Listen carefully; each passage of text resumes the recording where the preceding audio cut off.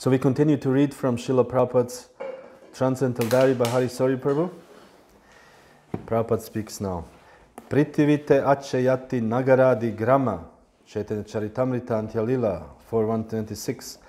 All over the world, as many towns and villages are there, this Krishna consciousness movement should be. Not that we are big Goswamis. Wir haben das schon gelesen. Ich habe das gelesen.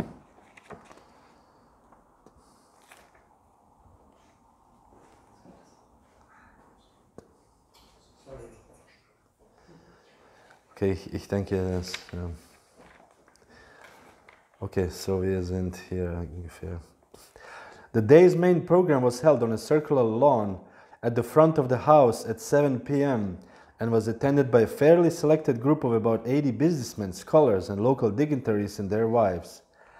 Prabhupada chose to lecture on Srimad Bhagavatam verses 1, 2, 5, and 6, speaking cogently on the meaning of real religion, its practice and result. So Prabhupada speaks. So, it was Krishna Samprashna, questions about Krishna. And the question was that religious principle, where did it rest? Because religion means the law of God. Not that you can manufacture law in your home, or in your office, or in a big conference by the public. No. Similarly, the word dharma, religion, is explained in the English dictionary as sect of faith. And people have interpreted in a different way that I can manufacture my own way of religion.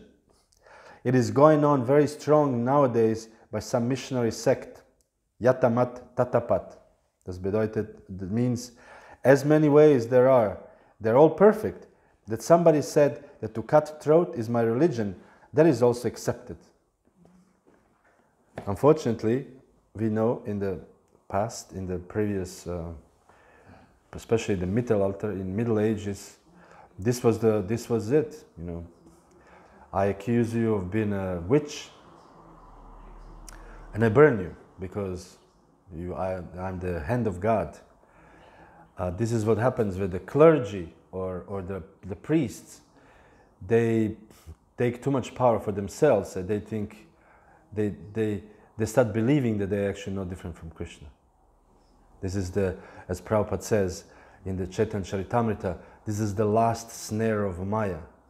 The last snare of Maya is to think that I'm Krishna. And this, because I was wondering, how can somebody think I'm Krishna? Who in this, except of course, what is his name with 4 arms? Pondraka? In the Krishna book, Pondraka glued 2 more arms. Glued, he literally put a klebeband in, and he glued 2 arms and he had 4 arms. And he said, I am Vishnu. And Krishna Gesari, he could not stop laughing. Look at this man, you know, he thinks he's Krishna, and he was standing like this, you know, I am Vishnu. But except these really foolish people, how can other people think that they are God? But this is the way to think that you are God. That you are a pure representative of God, and whatever you say is godly, or that you are godly. There was even this, as I remember many years ago, I watched this film called Schindler's List. Everybody knows Schindler's List, famous film. And then I think this was on there, that the person who was in charge of the concentration camp, because he wanted to kill somebody, so many people, and then this main protagonist came and he tried to convince him. He said, no, you should be merciful. And he said, yes, I should be merciful. And he stands in front of the mirror like this, I forgive you. You know? And you know, this was like an allusion that he is himself Jesus, or he is himself God, that he can forgive.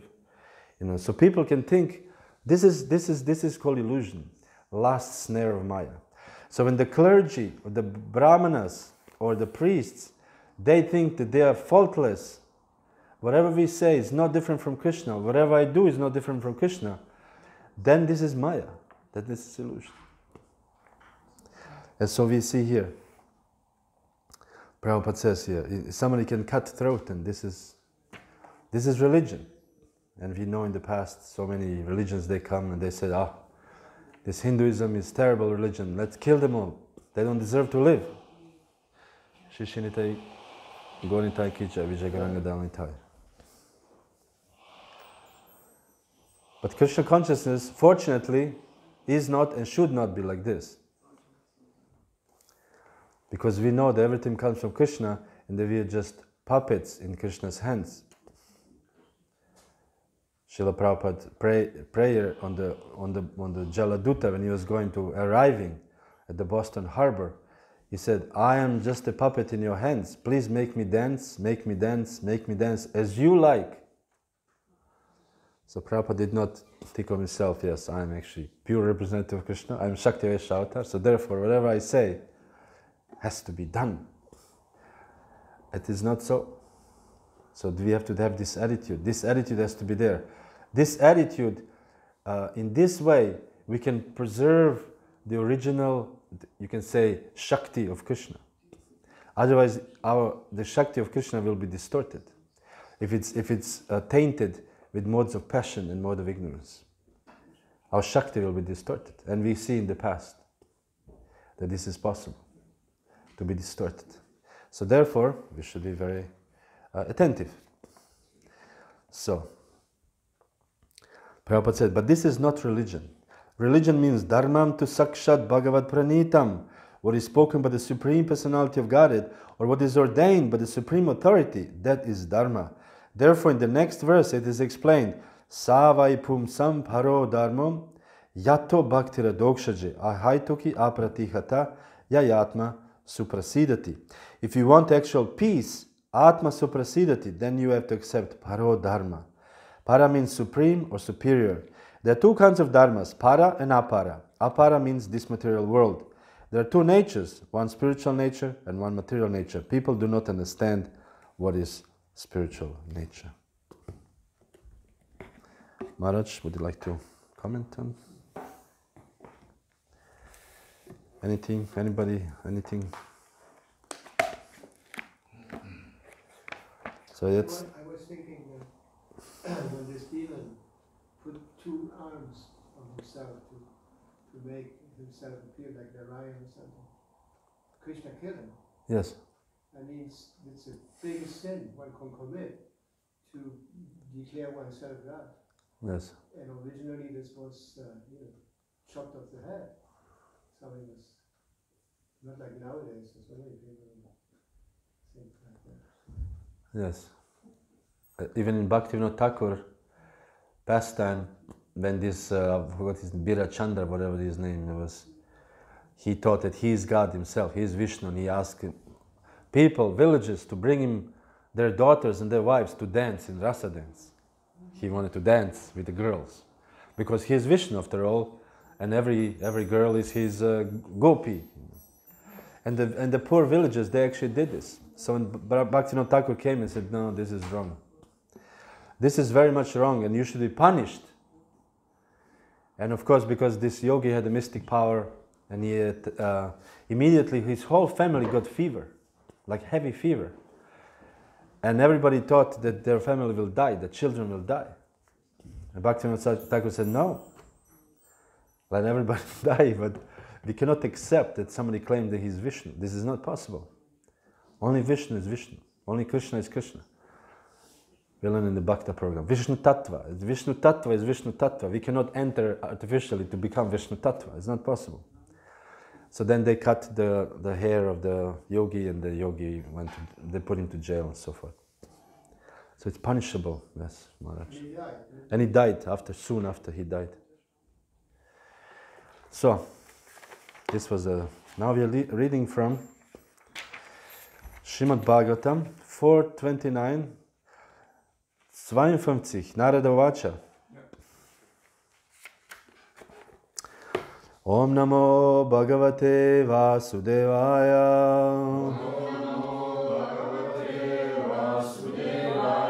Om Namo Bhagavate Vasudevaya.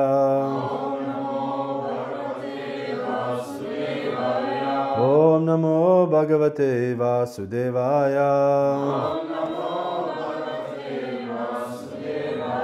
Narayanam namaskrityam naram chaiva narotamam devim saraswatim vyasam tato jayamudirayat nashta prayesha bhadreshu nitya bhagavata sevaya bhagavati uttama shloke bhaktir bhavati naishtiki.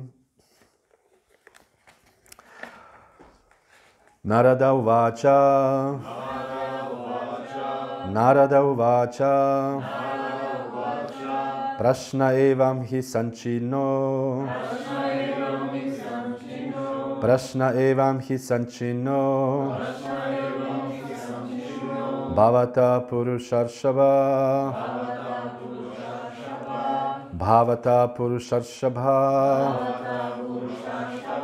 Atrame vadato guyam Atrame vadato guyam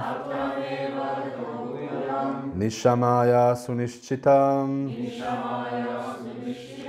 Nishamaya sunishchitam Narada uvacha Prashna evam hi sanchino Bhavata purusharshava Atrame vadato guyam Nishamya sunishchitam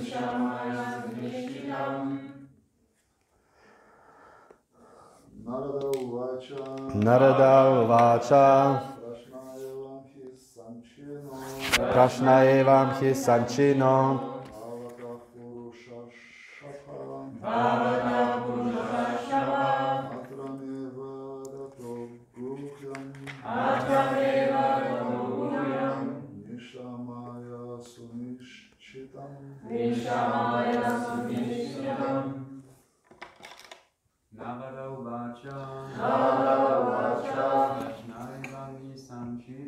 Prashna evam hi sanchino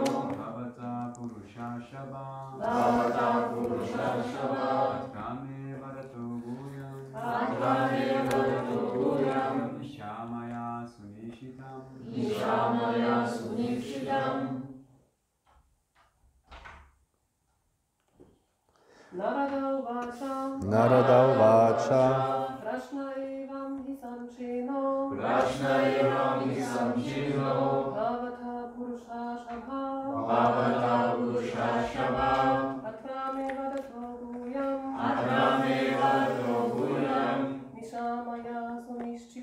Nishamaya sunishchitam Narada uvacha Prashna evam hi sanchino Bhavata purushashava Atrame vadato guyam Nishamaya sunichitam Narada uvacha Narada said Prashna question Evam thus He certainly Sanchinaha answered Bhavata your Purusharishabha O great personality Atra here Me vadataha as I am speaking Guyam confidential Nishamaya here Sunishchitam perfectly ascertained. Translation. The great saint Narada continued, O great personality, I have replied properly about all that you have asked me. Now hear another narration that is accepted by saintly person and is very confidential. Purport. Sri Narada Muni is personally acting as the spiritual master of King Barhishman. It was Narada Muni's intention that through his instructions, the king would immediately give up all engagement in fruitive activity and take to devotional service. However, although the king understood everything, he was still not prepared to give up his engagements. As the following verses will show, the king was contemplating sending for his sons, who were away from home, executing austerities and penances. After their return, he would entrust his kingdom to them and then leave home. This is the position of most people. They accept a bona fide spiritual master and listen to him. But when the spiritual master indicates that they should leave home and fully engage in devotional service, they hesitate. This is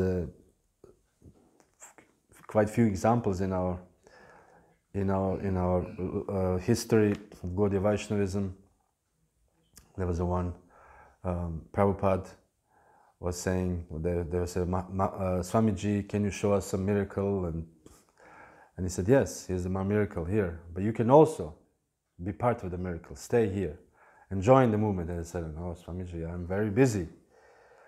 And also in Gorkishore Das Babaji Maharaj was also one very rich man, and he came and he said, I can give you, Maharaj, anything you want.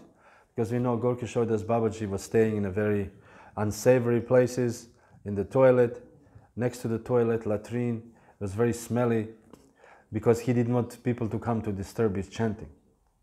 This was very smart. And then the rich man came and he said, I want to do anything for you, whatever I can do for you. And he said, yes, you can do for me. Just stay here, don't come back. Don't go back to the city. And the rich man said, Swamiji, this is... maybe when I have so many duties, when I'm finished with my duties, then I can do. And this is the typical for everybody in this material world. Later on. Even in Christianity, there was a famous Christian saint, Saint Augustine. He wrote in this confession, so-called confession, this is the name of the book he wrote. And he wrote how he struggled, how he joined, basically. This is how the whole book is about. He went through different mental anguishes, and then in the end he accepted Christianity. And then when he accepted Christianity, he was praying to Jesus, to the Lord. Please, my dear Lord, free me from lust. But not yet. A little later. So this is the prayer of everybody in this material world. Please, let me surrender to Krishna, but not right now, a little later. And this is interesting, very interesting. And this also shows how people are foolish, actually how we are all foolish. We all know, we accepted Krishna as the Supreme Personality of Godhead, and material world as illusory, ultimately. Mrityu Loka, where everybody is dying. And we ourselves are dying, we ourselves deteriorating. And we ourselves are undergoing all kinds of difficulties, troubles, pains. And then we think, surrender to Krishna, little later. This is amazing. This is the utter foolishness of the living entities. Therefore, Prabhupada called every living entity, every human being, fools and rascals. These are fools and rascals. We are fools and rascals. That's no other explanation. What else? How else can you explain this? As Prabhupada gives example, when child is flying a kite on the roof of the building and is going towards the edge of the roof. And he said, don't go, if you go, you will fall. What do you know? What do you know? I've seen so many other people walk and nothing happened to them. Like nowadays, kite is not as many as popular, but making selfies in a very dangerous positions, this is now cool. And I recently I read something that there was one edge of the cliff. It's particularly cool looking. If you make a shot, it looks like big valley down there. And many people died by trying to make selfie. I don't know how many. So the government had to forbid people to come to this place. This is foolishness. This is utter foolishness. So here we also see, Narada Muni said, you should surrender to Krishna. And King Parikshit said, yes, I will do. Yes, Maharaj, yes, you are right, you are correct. I will do, but let me first bring my sons, train them a little bit, and after I train them a little bit, when they're ready, then I will come. Or as my favorite example, I asked once, I don't know, somewhere in one Indian man, I saw him, he didn't come a long time to the temple, and I saw him and I asked him, when are you going to come to the temple? And he said, I will come when he wants me to come. He is very personal, but when he wants, he will come to the temple. Otherwise, yeah, he wants to come, but he doesn't want him. So this is our position. When he wants me to surrender, I will surrender. Next. They hesitate. The duty of the spiritual master is to instruct the disciple as long as he does not come to the understanding that this materialistic way of life, fruitive activity, is not at all beneficial. So it is the duty of a guru to constantly remind his disciple. Constantly, this is not good. Don't stay in material world. Don't stay in material world. Don't stay in material world. Don't stay in material world. Do not stay in the material world. Do not stay in the material world. And therefore we have a Nitya Bhagavata Sevaya. We're serving Srimad Bhagavatam daily. To hear the same message, exactly the same. A little variety, but the same message. Sometimes you make sweet rice a little more creamy, a little less creamy. Sometimes you put nuts, sometimes you put raisins, but it's a sweet rice. So we hear the same message. Don't stay in the material world. Do not stay in the material world. And we still, after class is finished, we said, okay, switch off. This is nice. It was nice class. How many times I give class somewhere, wherever I go, I give class. And after, next or evening time, where people said, oh, Prabhu, that was a very nice class. And I said, oh, I'm glad you like it. What did you like about it? And they're like, And I said, what was the class about? Do you remember? Nobody remembers. Nobody. But they know it was a good class. This is our mind. Our minds are like this. We read, we hear, we practice, and we even experience ecstatic symptoms sometimes by the inconceivable grace of Krishna. We dance in kirtan, and somehow the Paravyoma, spiritual sky, opens, and we experience bliss, and we think, wow, Krishna consciousness is so transcendental. And then we think, I wish this can last forever. I don't want to go back to the material world. And then somehow the faucet of the material world, of the spiritual world, closes, and the nectar doesn't flow anymore. And then we go back to our completely normal material activities. It's amazing. This is amazing. This is the power of Maya. Maya is amazingly powerful. Amazingly powerful. Therefore, Maya has these two, as we spoke quite a few times here in the Bhagavatam class the last couple of weeks or months. She has the two main powers. One is called Avaranatmika Shakti and the other Prakshepatmika Shakti. Avaranatmika Shakti means Geworfenheit of Deutsch. I'm using this is a terminology of Martin Heidegger, philosophy. Because even Martin Heidegger said, the material world is werfen uns runter. Material world, energy of Maya, spin us and throw us down in the material world. And then, once you're down there, Prakshepat, covering, and Maya is covering on us, we think, wow, this is wonder, look at these colors.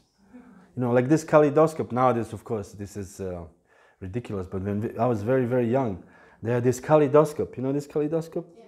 You look through and you see the colors are changing, blue to red to, and you think, wow, what is the benefit of it? It's just a childish amusement. And later on, when we grow up, the childish amusement becomes bigger and bigger and bigger, and then we buy a nice car, and we are very proud, look at my car.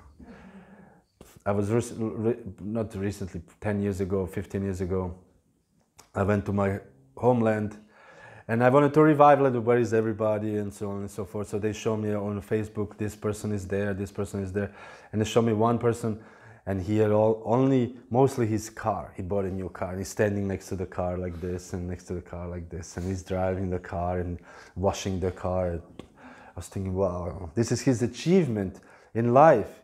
He's 40 years old, 45 years old, and he showed off, look at this, how nice car I have. This is ridiculous, this is ridiculous. This is like this kaleidoscope. The Maya is so powerful to cover us, and we think there's some piece of metal and rubber This is a wonderful thing. It's an amazing thing. And look, it can go 180 miles per hour or 210, and you, and wow, wow, amazing. It is ridiculous. So therefore, but this is nothing new. And even in Krishna consciousness, there's this amazing instructive story in the Chaitanya Charitamrita, where Sri Chaitanya Mahaprabhu was traveling to Sri Vrindavan Dham with his servant, Balabhadra Bhattacharya. He's a Sandrina, Chaitanya Mahaprabhu? Yes? Yuga avatar. It is an avatar. It is a Radha Krishna, no different from Radha and Krishna. Chaitanya Mahaprabhu, Krishna himself. So Chaitanya Mahaprabhu came to Vrindavan Dham with his servant, and some people, and he saw some movements, and some people came to him and he said, and they told him, you should come tonight here to the bank of Kaliya Hrada. This is the place where Krishna subdued Kaliya Hrada or Kaliya Daha. And he said, you should come to this place to see Krishna. Krishna dances on Kaliya every evening here. And you can see the hoods on Kaliya made of jewels, and they glisten. And Chaitanya Mahaprabhu was laughing. God himself has arrived, and people thought, wow, Krishna is... They invited him to see Krishna. So Maya is so powerful, they could actually not see Krishna himself. So of course, Chaitanya Mahaprabhu, and people start talking more and more about this. So wherever they went, people spoke how Krishna appears in the evening in Kaliya Hrada, dancing. And even his servant, Balabhadra Bhattacharya, who knew the philosophy, who knew that Krishna is Mahaprabhu Sri Chaitanya Radha Krishna Nahanya, he asked Chaitanya Mahaprabhu, can you please give me permission so tonight I can go and see Krishna? Just imagine the foolishness. Just imagine the foolishness. So we should just understand that Maya is so powerful, and that we are even influenced by Maya even now as we speak. Of course, hearing transcendental sound vibration with rapt attention conquers the Maya. But we are influenced by Maya. We should not think we are free from Maya because I'm a devotee or I'm initiated, I'm free from Maya. Maya is so powerful, and Maya is so convincing, and Maya makes us look like a fool, like Balabhadra Bhattacharya. So therefore we should try to rise, Uttishta Tishta Bharata, rise from these gunas of the material world and situate ourselves on the transcendental platform. At least we should not stay on the Kanishta platform. On the Kanishta we have three types of devotees, Kanishta, Madhyama and Uttama. On the Kanishta platform we cannot see things as they are. We think the boat is Krishna and Krishna standing next to me is not Krishna. This is like amazing. But this is Kanishta platform. How else can we explain it? I cannot imagine that Rupa Goswami will stand next to Lord Chaitanya and he will want to see the boat. Not possible. Because Rupa Goswami was transcendently situated, he always knew the eternal position of Chaitanya Mahaprabhu. Indeed, he knew not just the position of Chaitanya Mahaprabhu, but he knew the mind of Chaitanya Mahaprabhu. Just see the difference. Both are devotees. Balabhadra Bhattacharya devotee, Rupa Goswami devotee, they are devotees. So if you put in one body of devotee, are we all devotees? Yes, but some devotees on the level of Balabhadra Bhattacharya and another devotees on the level of Rupa Goswami. And Rupa Goswami was so advanced that he could understand the mind of Chaitanya Mahaprabhu. And Lord Chaitanya came to him and he asked, how could you understand my mind? Because Rupa Goswami wrote one verse. This is when Chaitanya Mahaprabhu was dancing in the Ratha Yatra in Jagannath, Puri. And he spoke one apparently verse about some love story, like if somebody was quote some Herzkino, some quote from the Herzkino, and the people think like, excuse me, we are devotees, we don't quote the Herzkino lines, some love story. But Rupa Goswami, he understood exactly what Chaitanya Mahaprabhu wanted, and he wrote the verse. And Chaitanya Mahaprabhu found this verse because he put it in his hut. At that time they didn't have tables, I guess, so he put it on the hut. And Chaitanya Mahaprabhu found it and he said, how could you understand my mind? Imagine this level of advancement that you understand the mind of the Lord. We cannot understand our own minds. What to speak of mind of other living entity? Keshin Sudana. Can you understand mind of another living entity? Not possible. We can guess, maybe. But Krishna, pure devotee, like on this level of Rupa Goswami, they could understand the mind of Lord Chaitanya. That's amazing. That is like amazing thing. So just to show how much difference can be between different levels of advancement in devotional service. So, and then of course, Chaitanya Mahaprabhu told Balabhadra Bhattacharya, don't be foolish. He said, but Lord Chaitanya mentioned this very interesting and very important point. First of all, why would Krishna appear in the age of Kali? It's not in the Shastra. So this is very important to know. It is not in the Shastra. So therefore, whatever we do has to be in correlation with, as we say, Guru, Sadhu, and particularly Shastra. We cannot do anything which is not Shastric. This is our only, how would you say, guide. Prabhupada said, my books will be guide books for the next, whatever, 10,000 years. Because without the guidance of the Shastras, we cannot, by our own mind, understand Krishna. Or we cannot understand how to get to Krishna. So Shastra is very important. And he said, Krishna does not appear in Kali Yuga. So it's not in Shastra. So therefore, this is not possible. And we see this as Srila Prabhupada, we spoke about this before, also one of these weeks, that Prabhupada did not accept that the scientists went to the moon because it is not in the Shastra. He didn't say, I didn't see them, some mystical, I didn't see them in the moon or something. Prabhupada says, no, it is not in the Shastra. In the Shastra it said the moon is a effulgent planet full of varieties and beautiful demigods and demigoddesses and everything is there. So it's not possible that they went and found the sand, found only sand and rocks. It's not possible. It's not in the Shastra. So we have to abide by the Shastra. We have to believe in Shastra. And everything, if there is some things which is outside the Shastra, we have to see, does Shastra support such an act? Does Shastra support such behavior? Because Shastras, they go sometimes to extreme behavior, breaking the rules and so on and so forth. So we have to always understand, and we have to know the Shastra. We have to know the Shastra. That we are not unlimited, that our mind is not unlimited, that our mind is not able to decide. I was just reading recently something, I'm making some video, and I was researching, there's something called relative identity. There's this philosopher Heraclitus, and he said one can never step into the same river twice. Because, water flows, so if you step once, if you take it off, and then you step again, the different waters will come, so you cannot step in the same river twice. And this went to his disciples. One of his disciples said, not just that you cannot step in the same river twice, you cannot step in the same river once. Because there's just so much changes, constant changes. Even when you step once, the water is already gone. And your body is already changed.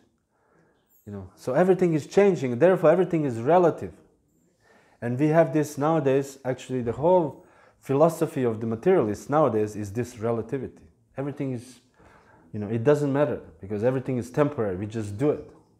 So therefore we buy this and I don't like it, throw it away. Because people don't do anything today as a matter of duty, they do everything as a matter of whimsical, because everything is relative. It doesn't matter. What does it matter? If I marry a man, if I want to marry a man, or I want to marry two women, or I want to marry whatever, what does it matter? Who cares? Everything becomes relative. Nowadays even the sexes become relative. I saw there was this one weightlifter, big, huge weightlifter, and he was very unsuccessful in a men's competition. And I just thought, from today I'm a woman. And they accepted him because he professed himself as a woman. He's like a huge man, you know. And and he said, I'm a woman. And then they let him to compete. Of course, he destroyed the woman. They couldn't even lift half as he would lift.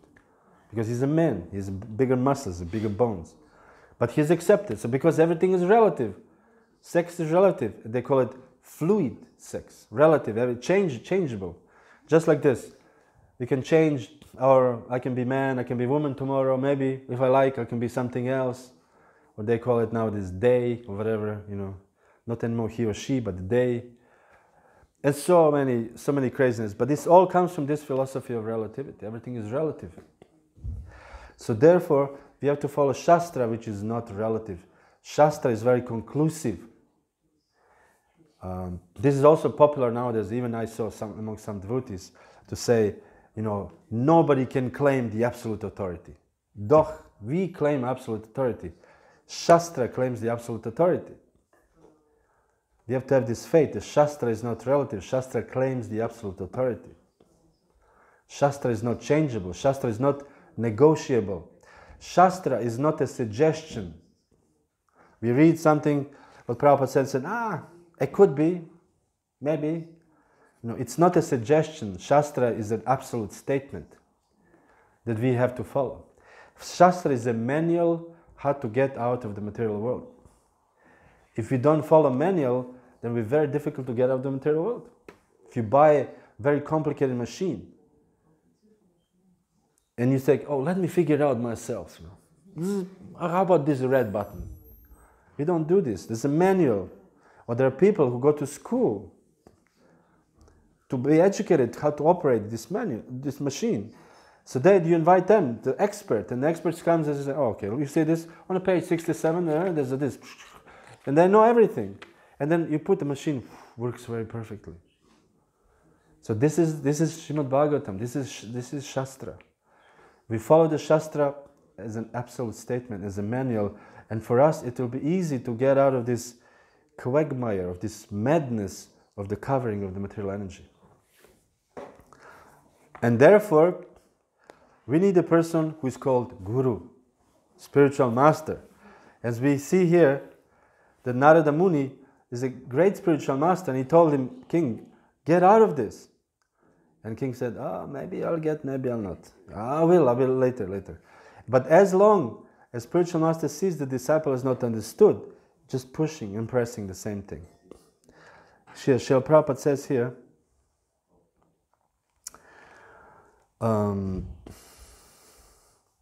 in the purport, when Balabhadra Bhattacharya asked Lord Chaitanya to go see Krishna, and Prabhupada said in the purport, the puzzled people who visited Sri Chaitanya Mahaprabhu were actually seeing Lord Krishna. They actually did see Krishna next to them. But they were mistaken in thinking that Lord Krishna had come to Kaliya lake. They all said that they had seen Krishna directly performing his pastimes on the hoods of the serpent Kaliya, and the jewels of the Kaliya's hoods were blazing brilliantly. Now, because they were speculating with their imperfect knowledge, they saw Sri Chaitanya Mahaprabhu as an ordinary human being and a boatman's light in the lake as Krishna. This was actually a boat, fishing boat. That some light was moving, and they thought this was Krishna. Shri Shri Vijay Gauranga Dayalnita Ki Jaya.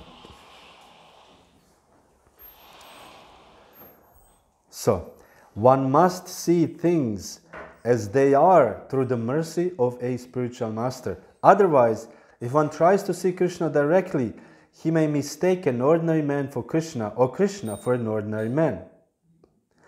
Everyone has to see Krishna according to the verdict of Vedic literatures presented by the self-realized spiritual master. A sincere person is able to see Krishna through the transparent, this is an important word here, transparent. Wie sagt man auf Deutsch transparent? Transparent. Man muss durchsehen. Transparent via medium of Sri Gurudeva, the spiritual master. Unless one is enlightened by the knowledge given by the spiritual master, he cannot see things as they are, even though he remains constantly with the spiritual master. This incident of Kaliyadaha is very instructive for those eager to advance in Krishna consciousness. So this is an interesting point. Even we may be with the spiritual master, if we don't take the instructions seriously, if we don't follow seriously, we will not be able to see. And of course, we have even in this.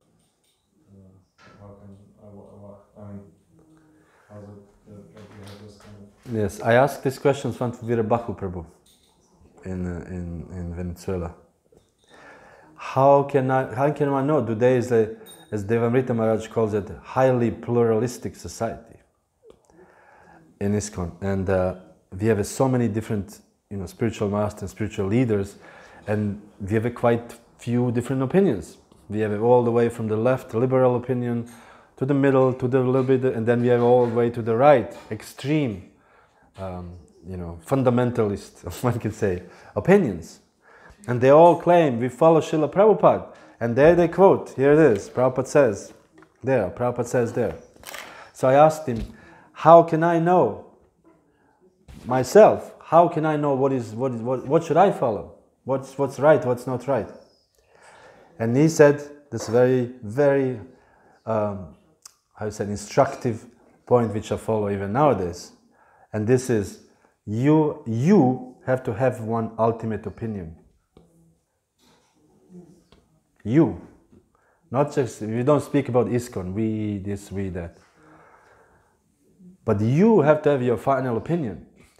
And it is said in the Nectar Devotion, one of the first item, of course, first item is about devotional service. There's 64 or whatever items. And first is to accept the spiritual master. Second is to follow the instructions of the spiritual master. And Srila Prabhupada explains that there's which instruction from, one guru can have one, another guru can have one. He said, this is the details. But the principle is that we have to follow the instruction of the spiritual master. So a final opinion, you have to have a final opinion. Because, what is it, German, Nitya? If you have so many wie sagt man das? Hebebammes, the baby becomes... Yeah, what is it? Anyways, it's too many cooks spoils the lunch. Let's put it this way. This is English proverbs. Too many cooks. How about this? How about this little spice? There was one, just quick, we went to Rainbow Gathering. There was a Rainbow Gathering, these hippie gatherings in America we had once. And there was a preaching, we went there. And there were different kitchens, hippie kitchen. Of course, when we came with our kitchen, they were like overwhelmed. But there was a one kitchen called Shamalama Ding Dong, I think. This is a kitchen name. And and then this kitchen was an amazing kitchen. Everybody was stoned constantly, 24 hours, the cooks. And they never cooked anything. They had a fire and one big pot. And in this big pot, whoever brings some vegetable or some spices, they just put in there. And it was going on 24 hours. So if you come something, they just like this, they give you whatever. Sometimes you get a complete potato, they're lazy to peel the potato. So this is if you have too many cooks, and they're all standing there, the lunch cannot be cooked properly.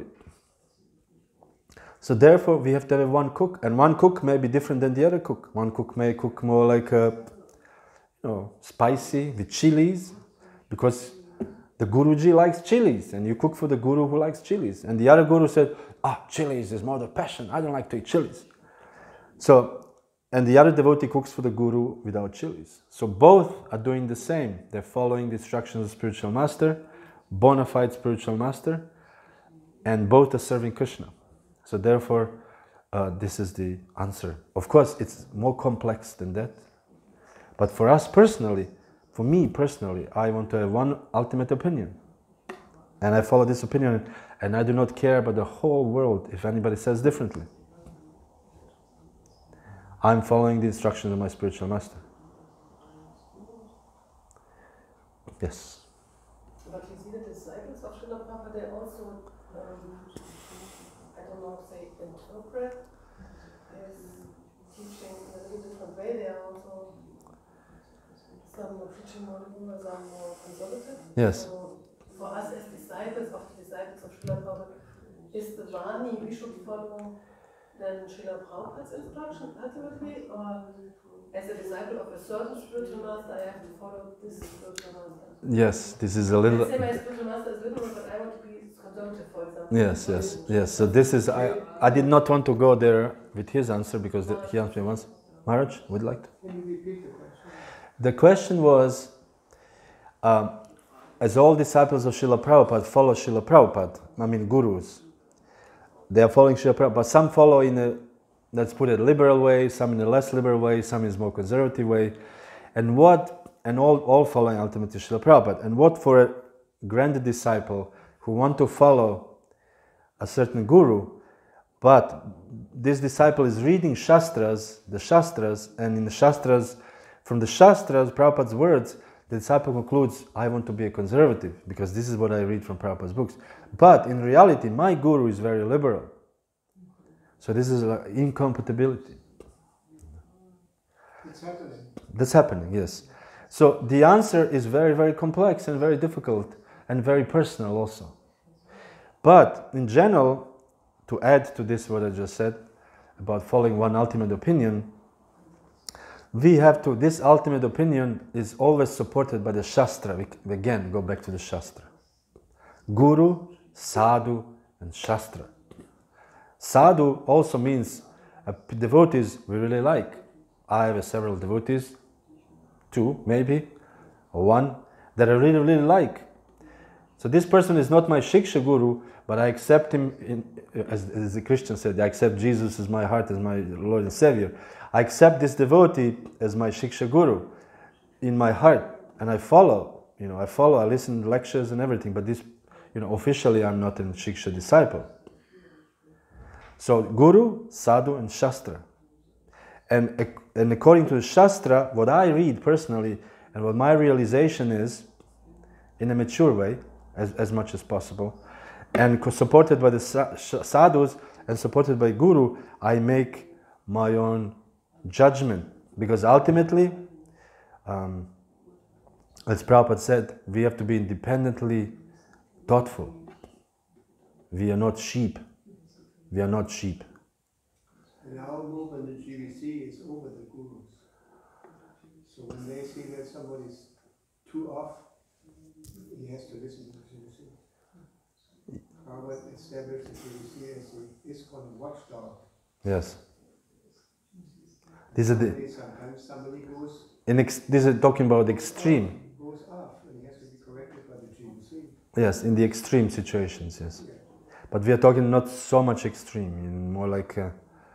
But in extreme situation, of course, GBC said, "Hey, hold on a minute. You cannot offer chicken soup. Sorry, And really, he's a guru, Srila Guru, or whatever. We cannot dance with the girls in the pool.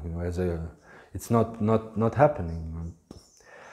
But yes, so this is also what it is. We have to also. But this is, I'm talking about a little more mature understanding. But still, this is interesting. Krishna consciousness. It's not all black and white. It's not black and white.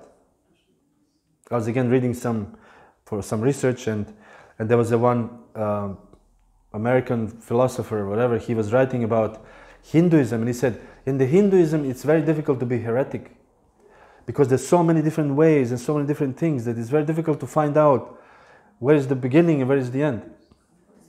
Heretic means Pashandi, Vizaman, deviator, one who deviates from the original. It says it's very difficult because there's so many this and that.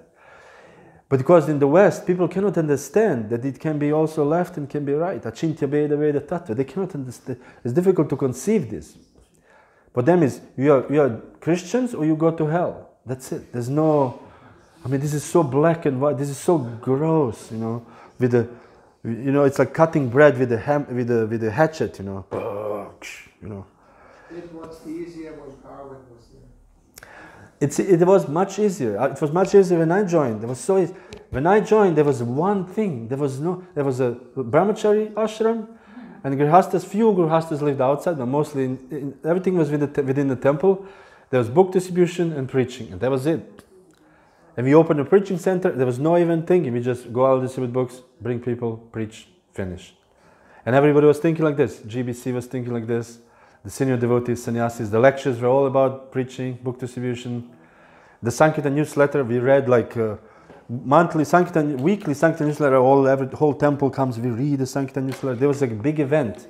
When the monthly Sankirtan newsletter comes, it was a big event. But things change. Of course, it has to change. The world is expanding.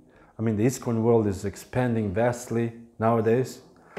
And we have more people on the outside, and we have very few people in the inside.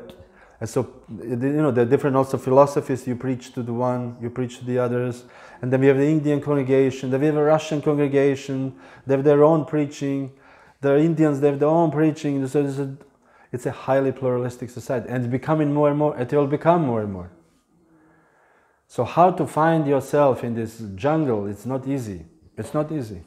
And I think so far we have not even found how to find yourself in the Western world, obviously. In India it's going amazingly well, or even UK because of the Indians. But in the Western world we still have not found how to deal with this situation. Hare Krishna. I wanted to ask, if you're as a younger devotee, how to find out if you're more on the liberal side or more conservative side?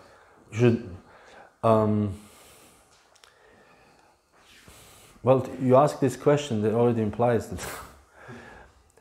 The color you wear already implies that on what side, in one sense, you are. Just by having one ultimate opinion, just by reading Prabhupada's books, coming to some conclusions. Everybody has an opinion. Like everybody in this world has an opinion. Like you just go to Facebook. People say, oh, I like, I don't like, I like, I don't like, I like. And YouTube, I like. How many, sometimes 300,000 comments. 300,000 comments. So 300,000 people bother. Imagine, you have to type, send. This is so much energy spent. I never bothered, I'm going to comment now. Sometimes, but who's going to comment? So this means 300,000 people have an opinion. So everybody has an opinion. So when I was a very young devotee, I was very opinionated. I read something and I thought, wow, Prabhupada wanted this. Prabhupada wanted this. And I read the books I like. I was not even initiated, but I had my opinion already formed then. So you form your own opinion, and then once you, according to this, you choose a spiritual master, and you choose a spiritual master you like, and follow the spiritual master. Have one ultimate opinion. That's why it's very important to choose a spiritual master we like. The like means not like, oh, he's very, very handsome. He smiles very nicely, I like him. I like this spiritual master. Maybe I would like to even, more, but it's still his spiritual master. Or he sings very nicely, or he's, I heard one spiritual master said, when I go to Russia, I try not to smile. He said, once I smile, immediately 10 people want to become my disciples. So, not to offend the nation, of course. But we should choose spiritual master wisely. We should pray to Krishna. Which person is best for me so I can make spiritual advancement? We should pray to Krishna. And Krishna will tell us. Krishna will tell us. And then once we choose a spiritual master, according to the ISKCON law even, we have a time to think about it. 1 year, I don't know how long. 1 year, we have to... 1 year. 1 year, we are checking it out, as they say in America. Check it out. We're checking it out. Is this spiritual? Does he understand me? Do I understand him? Do I like to follow? And after some time we see, do I like to follow this person? And when we realize, yes, I would like to follow this person, then we have this. We just finished this Guru Disciple. Was it a course? Guru Shula course. We just did this course, and it's a very nice course actually. Explains what is Guru and what in the case that this happened, what in the case that this happened. This was never spoken before. When I joined, we were like, Guru is Guru, And nowadays, we saw, okay, maybe, but maybe also possible the Guru may not be Guru sometime. So what to do then? So this is like a little bit preparation that the disciple also knows, what do I expect from my guru? And what do we look for guru? What is a guru? What is the disciple? What is the relationship between guru and disciple? What is the relationship? How do disciple present guru in public? You know, this was my essay I had to write. How does disciple present guru in public? Yes. Yeah, I wanted to ask you, well, thank you for the lecture. Prabhu, so we are told many times we have to distinguish between right and wrong, right? But we are also told that we should not criticize. So how do we deal with Yes, yes. This is my favorite question. How to distinguish or how to deal with it, we have to see what is right or what is wrong. To come back to the sheep, because I wanted to make a video with sheep, actually. How to come to the truth, you know. So therefore we see what is right and wrong by our own, you know, participation in ISKCON. After many years, we know what is right, what is wrong. Everybody knows. ISKCON is very simple. ISKCON is so simple. You know, we have like 3 books basically. We have a temple is so easy, management temple is so easy. ISKCON management is so easy. Everything is actually so easy. ISKCON is like a super simple thing. There's no big deal. We should not make a big, this is very simple actually, ISKCON. So therefore we know what is right and what is wrong after some years. And by our experience, by talking to the devotees, and also application again from the Shastra. So when we see something is wrong, I do not think it is wrong to say to somebody it is wrong. But, however, currently this is completely not allowed. This is a, how do you say, taboo tema, meaning if you say, like for example, one Maharaj once sold me a car, and the car was complete shrot, garbage, you know. After 1 week, the car broke down. So I complained, you know, Maharaj, you sold me a broken car. And he says, no, you did not take care of it. 7 days I didn't take care of it. Anyways, so I complained to somebody else, and somebody else told me, how dare you to attack Maharaj? He served so many years, and he's so many. And I said, no, I do not attack Maharaj. I attack this act that he sold me a wrong car. But in ISKCON, we do not have this concept of a critical thinking. You know.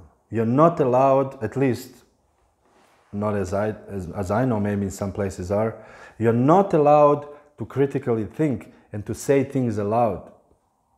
You can critically think behind the door to your friend and tell everybody, wow, he did something really wrong. And then we are not allowed, because then you are an offender. And if you say something, then the whole disciples, you have 10,000 people like hate you because you said about my Guru Maharaj this. For example, I'm just talking about the highest circles, you know, or the temple president. If you say something against temple president, I had quite a few times said it in my past. And temple president, for example, hates me, and then one temple president even wanted to fight me physically because I said something that he, you know, didn't like, for example. And I told him, you're a great devotee, I respect you, but this particular thing what you did is not right. It's not right. And he said, you offended me. I said, no, I'm not offending. And he could not understand. I'm not offending him. So I think so far there's not such a thing as an open discussion doesn't exist. Maharaj, maybe you can correct me if I'm... There's a way Yes. how to deal with these things. Yes. Just like when somebody does something wrong and you don't dare, or for political reasons you're not ready to talk to the person, you go to somebody else, to the authority. Like in ISKCON, every devotee has a right to present some doubt to the GBC body, and they are. A lot of letters coming to the GBC because they see the GBC as the ultimate authority, and they feel they cannot deal on the local level with this because they have these problems that you mentioned. Yes. Actually, there's a lot of it.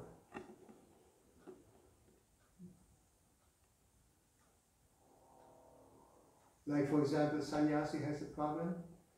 This is the way to deal with this is the ministry of sannyas is dealing with this.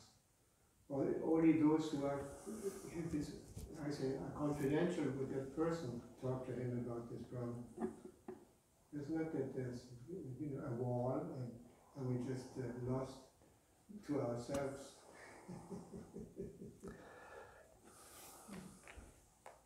Like for example, if you had this problem with the sannyasi because of you felt cheated by this car that bought for him, you should have talked to the local authorities about this. I'm sure you did. Talk to the local authorities. To the local, whatever is there.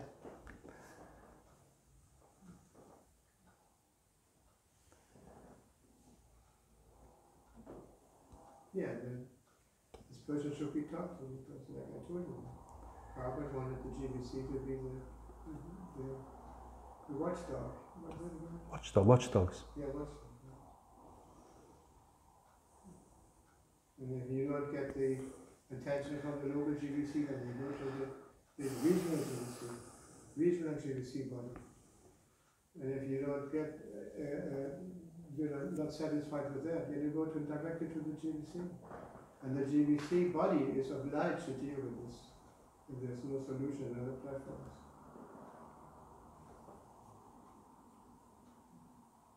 What can I say? Hare Krishna. This is how this works. Yes.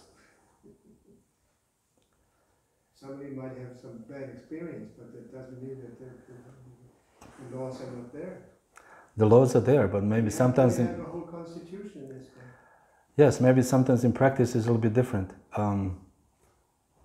My experience, for example... Well, we have a constitution. We're working on it since years. We're polishing the constitution of the GBC. Yes. And all these problems are mentioned there, and one is just to be conscious about it and deal according to what the recommendation is or what the laws of this are. Sorry. I'm also sorry, I'm just saying again, this is in theory, it sounds very good, but in practice, many times it did not happen to me, so therefore I speak like this. Yes. So, I think it's 9 o'clock. Huh? It's 9 o'clock. Srila Prabhupada ki Jaya.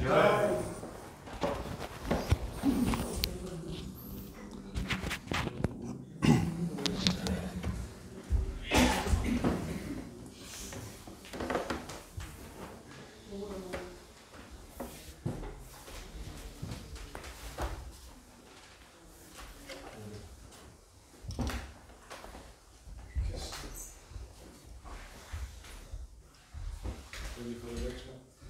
Thank you.